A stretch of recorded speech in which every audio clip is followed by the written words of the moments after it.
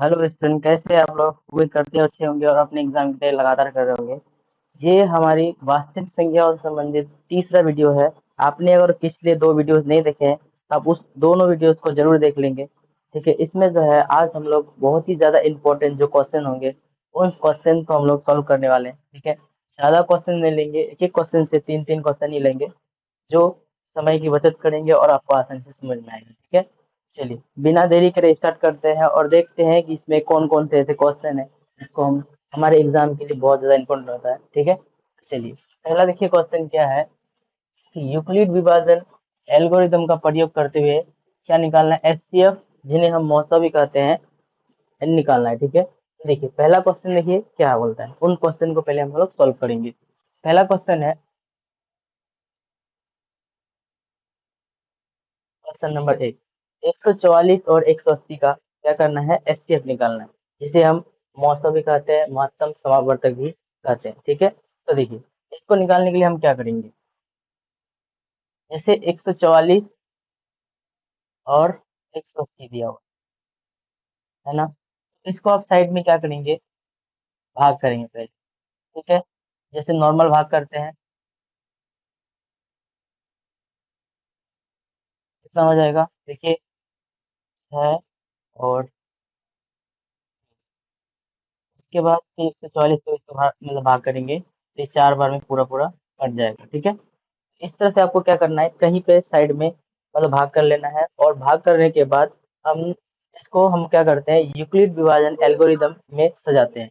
तो कैसे इसको सजाया जाएगा? ठीक है, तो आपको जो है इससे पहले मैंने पिछले वीडियोस में आपको बताया है कि किस तरह से इसको हम लोग सॉल्व करते हैं। ठीक है, तब भी हम यहाँ पे क्या करेंगे, डायरेक्टली आगे बढ़ते हैं। ठीक है, ठीक है, तो इसको हम लोग लेंगे जो ए बराबर बी क्यू प्लस आर। ठीक है, ए बराबर बी क्यू प्लस आर, ए बराबर बी क्यू प्लस आर क्यों लेते हैं? अगर आपको ये समझ में नहीं आ रहा है तो आप पिछले वीडियोस जाएंगे, उस वीडियोस में आप आसानी से समझ सकते हैं। ठीक है, तो देखिए ए बराबर बी क्यू प्लस आर, तो आप इसको हम कैसे लिखेंगे, तो इसको हम लोग स्टेप लेंगे, स्टेप वन। ठीक है, स्टेप वन, स्टेप वन में क्या करेंगे, 180 बराबर क्या होगा, 144 गुने एक और प्लस में 36। देखिए यहाँ पे इस तरह से करेंगे, जैसे हम लोग जानते हैं ये जो नंबर होता है इसको हम लोग बोलते हैं भाज्य। ठीक है, और इसको बोलते हैं हम लोग भाजक, और ये है भागफल, और जो नीचे यहाँ पे आता है ये है शेषफल। ठीक है, पहला जो ए बराबर बी क्यू प्लस आर लिखा है, इसमें क्या आ रहा है, ए बराबर बी क्यू प्लस आर में देखिए 180 बराबर क्या है, 144 गुने एक प्लस में 36। ठीक है, जिसे हम आसानी से क्या कर रहे हैं, बना पा रहे हैं। ठीक है, अब स्टेप टू लेते हैं।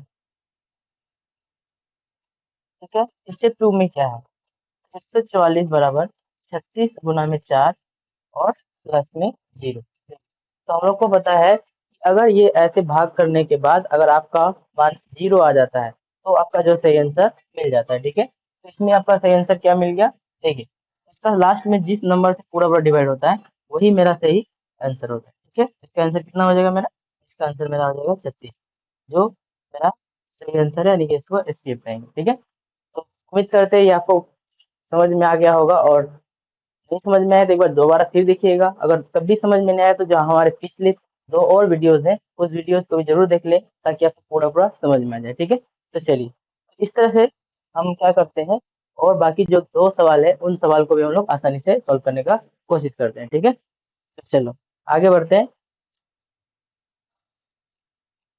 देखिए आपको लगातार मेहनत करते जाना पड़ेगा, और जितना ज़्यादा आप मेहनत करें, जितना ज़्यादा प्रैक्टिस करेंगे, उतना ही ज़्यादा ये जो क्वेश्चंस है आपको आसान लगने लगेगा, और आपके एग्जाम जो है और भी ज़्यादा मतलब सही लगने लग जाएंगे। ठीक है, तो देखिए अब हम आते हैं दूसरा क्वेश्चन में। दूसरा क्वेश्चन को देख सॉल्व करते हैं।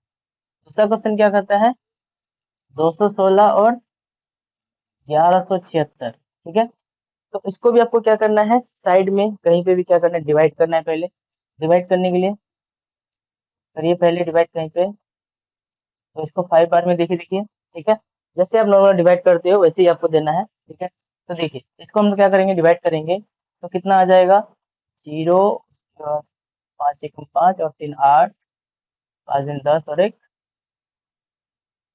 11 हो जा रहा है क्या?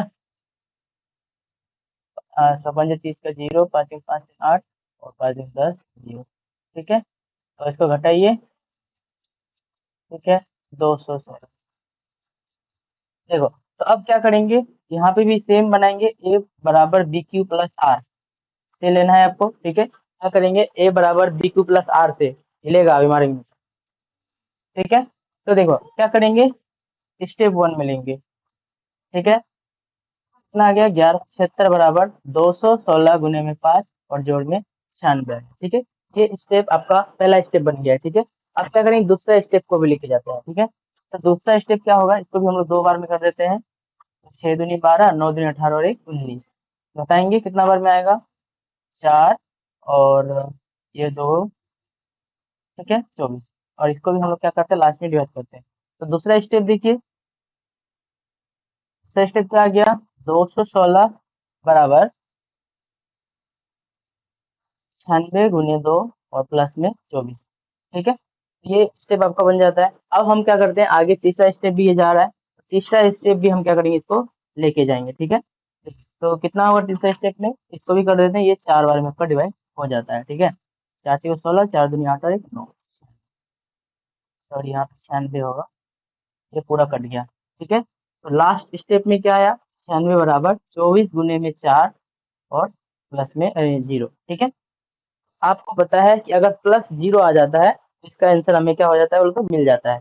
स्टेप थर्ड में क्या आया, ठीक है, लास्ट में क्या है, 4 से आया, तो यही मेरा क्या होगा, जिस नंबर से लास्ट डिवाइड करने के बाद 0 आ जाता है वही मेरा सही आंसर होता है। तो ये 24 एक ऐसा नंबर है जो इसका सही आंसर हो जाएगा। ठीक है, उम्मीद करते हैं ये आपको समझ में आया होगा, और अगर आपको ये समझ में आता है तो आप एक बार जरूर लाइक कर दिया कीजिए, है कि नहीं है। चलिए, अब हम क्या करते हैं, इसी तरह से जो है अगला और एक क्वेश्चन है इसी से संबंधित, इसको भी हम इसको सॉल्व करने का कोशिश करते हैं। ठीक है, और फिर आगे जो दूसरा नंबर होगा उसको भी हम लोग बनाएंगे। ठीक है, चलिए चलिए, आते हैं एक बार तीसरा में। ठीक है, देखिए तीसरा नंबर क्वेश्चन को सॉल्व करते हैं, सेम आपको यही करना है जैसे मैंने आपको बताया है। ठीक है, देखिए 3 नंबर क्वेश्चन।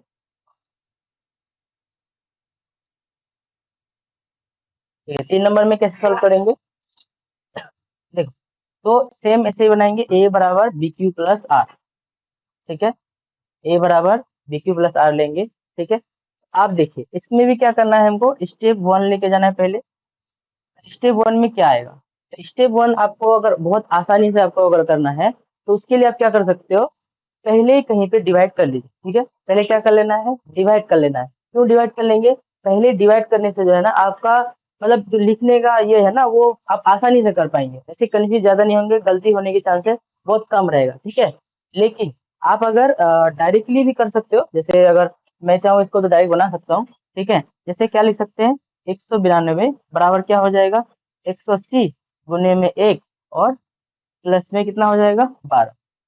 ठीक है, आप चाहे ऐसे भी कर सकते हो, लेकिन आपको अगर ऐसे नहीं आ रहा है तो आप क्या करिए, पहले डिवाइड कर लीजिए, है कि नहीं है ना, बिना डिवाइड का आप नहीं कर सकते। ठीक है, चलिए,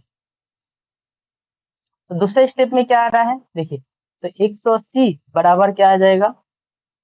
चलिए, अब इसको हम क्या करते हैं ना, पहले यहाँ पे कर लेते हैं, गलती होने का क्यों देखे।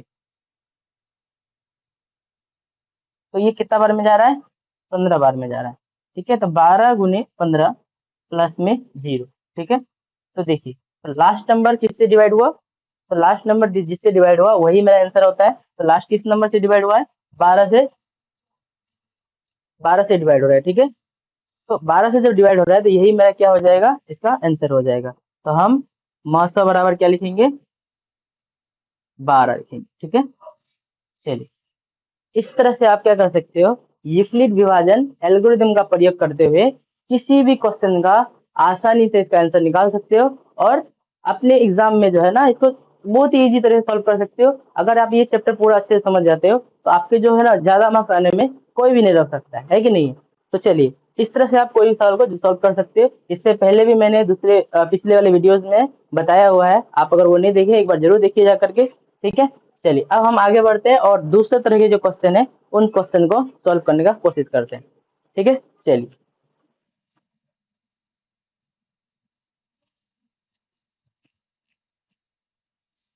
देखिए दूसरा तरह का क्वेश्चन में क्या दिया हुआ है, एक बार ध्यान से देखिए, पढ़िए इसको। देखिए क्वेश्चन आपको समझ में आना ज्यादा जरूरी है। आपको अगर देख करके क्वेश्चन नहीं समझ में आता है तो आप इसका आंसर भी सही से नहीं बना पाएंगे, ठीक है। तो देखिए सबसे पहले क्या करेंगे, इसका क्वेश्चन देखिए फिर समझिए आखिर क्वेश्चन में क्या करने के लिए कह रहा है, ठीक है। तो देखिए पहला क्वेश्चन में क्या बोल रहा है, सॉरी पहला तो बना दिया, दूसरा में निम्न संख्याओं का अभाज्य गुणनखंड करना है, ठीक है। निम्न संख्याओं का अभाज्य गुणनखंड करना है। देखिए ये बहुत बड़ा क्वेश्चन नहीं है, लेकिन इससे भी ऑब्जेक्टिव में और सब्जेक्टिव दोनों ही तरह का क्वेश्चन में पूछा जाता है, ठीक है। आप इसको जो है 4, 5, 6 तक ही उससे पहले ही सीखे हुए हैं, लेकिन यहाँ 10th में भी दिए रहते हैं, तो आपको ये बनाना जरूरी है, प्रैक्टिस करना जरूरी है, तभी आप क्या कर पाएंगे, इसको सही से समझ पाएंगे और आपको जो गलती होने की चांसेस हो वो बहुत ज्यादा कम हो जाएगी, ठीक है। तो चलिए अब हम इसको क्या करते हैं, बनाते हैं, ठीक है। देखो तो पहला क्वेश्चन है 240, इसका क्या करना है, अभाज्य गुणनखंड करना है, ठीक है। तो अभाज्य गुणनखंड क्या होता है, ठीक है, तो उसको हम लोग करते हैं पहले। तो देखिए इसको डिवाइड करिए, ठीक है, ऐसे करते जाएंगे, 2 से दीजिए 60 बार में, 2 से देंगे 30 बार में, और ये 2 से देंगे 15 बार में, और फिर ये 3 से जा रहा है 5 बार में, ठीक है। ऐसा आप करने के लिए पहले ही सीख चुके हैं, 4 में, 5 में, 6 में, ये सब में तो आप सीखते आ रहे हैं, ठीक है। अगर आप नहीं सीखे हैं तो आप इस पर जरूर प्रैक्टिस करके रखिएगा, क्योंकि इससे ऑब्जेक्टिव और सब्जेक्टिव दोनों तरह क्वेश्चन आता है और आपके एग्जाम के लिए इंपॉर्टेंट है ही, ठीक है। तो चलिए अब इसको हमको क्या करना है, देखिए हमको इसका अभाज्य गुणनखंड के रूप में लिखना था, तो इसको करने के लिए हम क्या करेंगे, इसके देखिए 2 कितना बार है, 1, 2, 3, 4, 4 बार है, तो 2 का पावर में 4 गुने में 3 और ये 5, ठीक है। आप इतना ही कर देंगे, ये आपका क्या हो जाएगा, सही आंसर हो जाएगा। आ जाइए अंदर, ठीक है, ठीक है, ये क्या हो जाएगा आपका सही आंसर, इससे निकाल सकते हैं, ठीक है। चलिए अब हम क्या करते हैं, इसका भी दूसरा क्वेश्चन कर देते हैं, ताकि ज्यादा आपका समय वेस्ट ना हो, ठीक है। दूसरा क्वेश्चन क्या है, 336, ठीक है। 336 को भी क्या करना है, अभाज्य गुणन के रूप में लिखना है, ठीक है। देखिए 336 को भी हम लोग क्या करते हैं, इसको भी सॉल्व करने का कोशिश करते हैं, ठीक है। कितना बार में जाएगा, देखिए 16 दूनी 32, एक 8, 8 बार 168, फिर इसको 2 से देंगे 8 बार में, 4 बार में 84, 2 से देंगे 4 बार में, 2 बार में, फिर 2 से देंगे 21 बार में, 3 से देंगे 7 बार में, ठीक है। आप ऐसे कर ले सकते हैं, आइए, ठीक है, ऐसा आप आसानी से कर सकते हो, ठीक है। अब हम क्या करते हैं, इसको जो अभाज्य गुणनखंड के रूप में लिखने के लिए कहा गया है, अब इसको भी हम क्या करते हैं, इसको जो है उस तरह से लिख लेते हैं, ठीक है। कैसे लिख सकेंगे, देखिए एक बार देखो कितना, 1, 2, 3, 4 बार, यानी 2 का पावर 4 गुने में कितना 3 और ये 7, ठीक है। ये आपका क्या हो जाता है, सही आंसर हो जाता है, ठीक है। तो इस तरह से आप क्या कर सकते हैं, आसानी से जो है ना किसी भी संख्या का गुणनखंड के रूप में लिख सकते हो, और ये बहुत ज्यादा इजी रहता है ना। ये दोनों ही तरह क्वेश्चन में पूछे जाते हैं, ऑब्जेक्टिव सब्जेक्टिव दोनों, तो आप इसको इग्नोर करके नहीं जा सकते, आपको इसको बनाना ही पड़ेगा, ठीक है। तो चलिए ये आपको समझ में आ गया होगा, ठीक है। और एक लास्ट क्वेश्चन है, इसको भी हम नंबर क्वेश्चन कैसे बनाएंगे, तो इसको बनाने के लिए देखिए 2 से डिवाइड करिए, तो ये 4 बार में, ये 2 बार में, 2 बार में, ठीक है। 2 से फिर से देंगे 2 बार में, 1 बार में, 1 बार में। अब ऐसा कोई जल्दी नंबर नहीं मिल रहा है जो ये आगे पूरा पूरा डिवाइड हो, इसलिए क्या करेंगे, इस नंबर को है ऐसे ही हम छोड़ देंगे, ठीक है।